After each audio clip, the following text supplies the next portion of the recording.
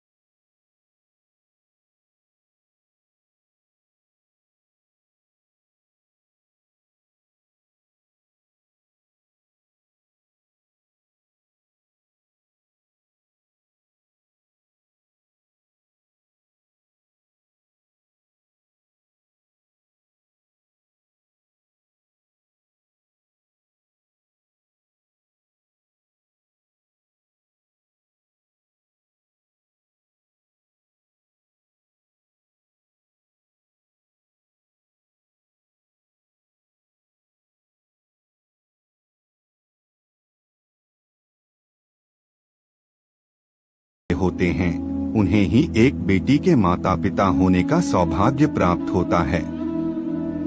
बेटियों को जन्म के लिए उन्हीं घरों को चुना जाता है जो बेटियों का भार सहन कर सके, क्योंकि तीनों लोकों में स्त्री अर्थात बेटियां ही ऐसी होती है जिसका भार हर कोई सहन नहीं कर सकता। वह बेटियां ही होती हैं जो इस सृष्टि को निरंतर चलाएं, मान होने के लिए अपना सर्वस्व निछावर कर देती हैं। हे अर्जुन, पर जिस दिन इस सृष्टि में बेटियों का जन्म लेना रुक जाएगा, उस दिन धीरे धीरे इस सृष्टि का अंत हो जाएगा।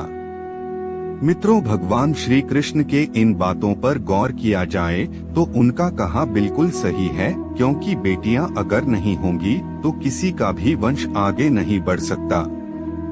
दोस्तों, आपने भी कई लोगों को कहते सुना होगा कि जिस घर में बेटी का जन्म होता है वह घर स्वर्ग के समान होता है, क्योंकि बेटा तो केवल एक कुल को रोशन करता है, बेटियां तो दो कुलों को रोशन करती है।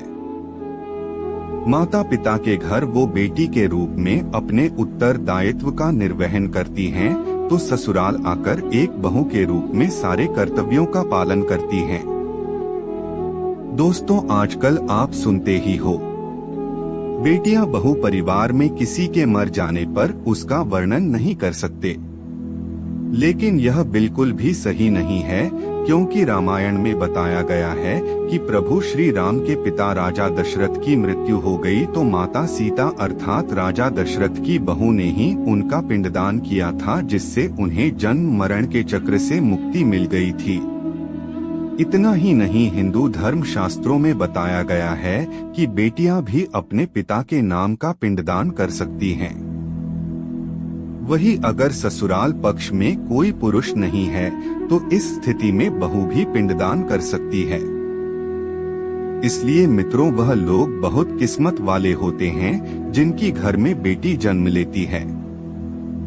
शायद यही कारण है कि बेटियों को लक्ष्मी कहा गया है। दोस्तों, बहुत से लोगों की सोच यही होती है, बेटी है तो बिना समय गवाएं और इस पर पढ़ाई में पैसे लगाएं, जल्द से जल्द शादी कर दो। लेकिन यह सोच एक बेटी के भविष्य को बर्बाद कर देती है। जरा सोचिए, एक बच्ची के मन में कितने सपने होते हैं, उसे कुछ करना है लेकिन यह सपने सिर्फ सपने ही रह जाते हैं।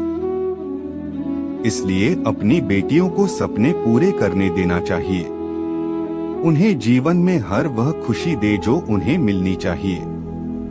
एक बेटे से ज्यादा एक बेटी हमेशा अपने माता पिता के लिए सोचती है। माता पिता को प्यार और अपनापन बेटी ही दिखा सकती है। बेटी के जन्म को एक जश्न की तरह मनाना चाहिए। माता पिता को बेटी को हमेशा एहसास दिलाना चाहिए कि कितनी खास है बेटी।